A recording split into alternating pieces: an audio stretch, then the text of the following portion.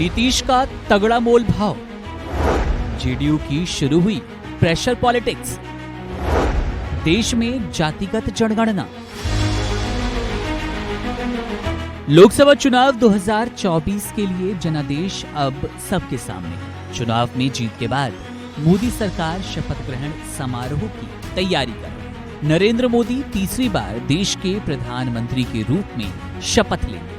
इस बार BJP, JDU और TDP के साथ नरेंद्र मोदी गठबंधन वाली सरकार चलाने जा रहे हैं। धीरे धीरे ही सही, लेकिन जेडीयू ने प्रेशर पॉलिटिक्स शुरू कर दी। पटना से लेकर दिल्ली तक जेडीयू के नेता अपने बयानों से ये बताने लगे कि उनकी एनडीए सरकार में क्या अहमियत है। जेडीयू प्रवक्ता केसी त्यागी ने दिल्ली में नीतीश कुमार के आवास पर बैठक के बाद अग्निवीर योजना से लेकर यूसीसी और जातिगत जनगणना को लेकर अपनी बात रखी। जरा सुनिए क्या कुछ बता रहे हैं। जनगणना को देश की किसी पार्टी ने मना नहीं किया है। बिहार ने रास्ता दिखाया है।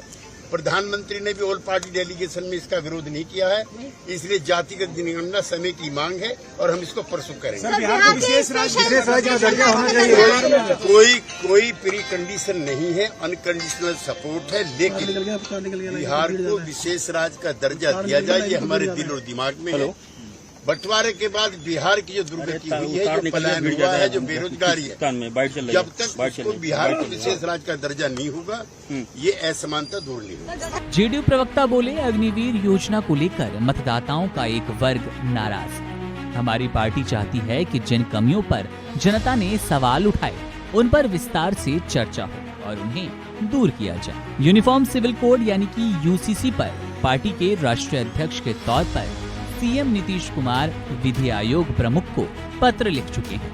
हम इसके खिलाफ नहीं हैं, लेकिन सभी हितधारकों से बात करके इसका समाधान निकाला जाना चाहिए। देश में जाति आधारित जनगणना के सवाल पर केसी त्यागी ने कहा कि देश में किसी भी पार्टी ने जाति आधारित जनगणना को नहीं नकारा है। बिहार ने इस मामले में रास्ता दिखाया है। प्रधानमंत्री ने भी सर्वदलीय प्रतिनिधिमंडल में इसका विरोध नहीं किया।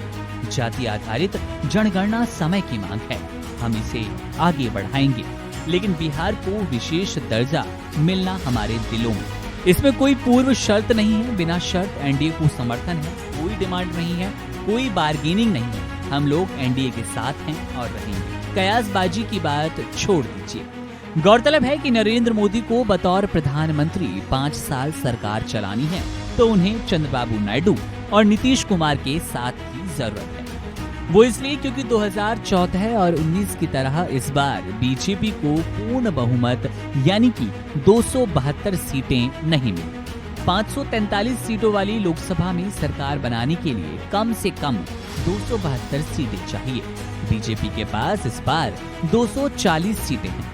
हालांकि एनडीए के पास 292 सीटें हैं, जो कि बहुमत से 20 ज्यादा है। एनडीए में सबसे बड़ी पार्टी बीजेपी है। इसके बाद चंद्रबाबू नायडू की तेलुगु देशम पार्टी यानी कि टीडीपी, जिसके 16 सांसद हैं। और तीसरे नंबर पर है नीतीश कुमार की पार्टी जेडीयू, जिसके पास 12 सीटें हैं, यानी कि नायडू और नीतीश के पास कुल 28 सांसद है। लिहाजा एनडीए की सरकार बनी रहे, इसके लिए प्रधानमंत्री नरेंद्र मोदी को दोनों के साथ की बेहद जरूरत है।